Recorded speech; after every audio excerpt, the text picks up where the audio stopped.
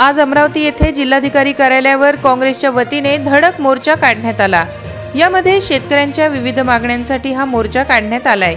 शेतकऱ्यांची कर्जमाफी तसेच पंतप्रधान घरकुल आवास योजनेचे हप्ते, शेतकरी शेतमजुरांना न्याय देण्याची मागणी या मोर्चातून करण्यात आली।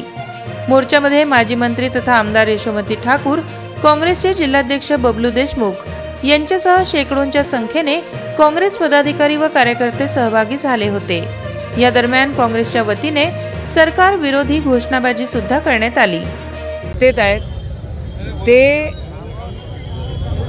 कॅश फॉर वोटच्या योजना घोषित करतायत, पण शेतकऱ्यांकडे बघायला तयार नाही आहे।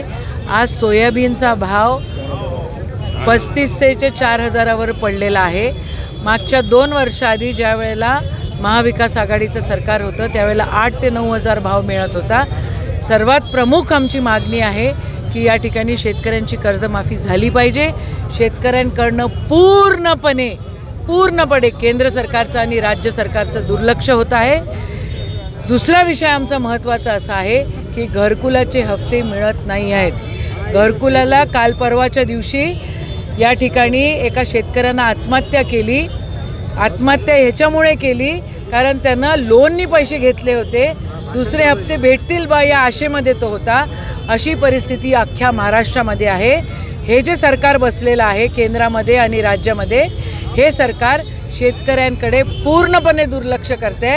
आमच्या मालाला भाव नाही आहे, आमची कर्जमाफी झाली पाहिजे, हा अट्टहास आमचा आहे।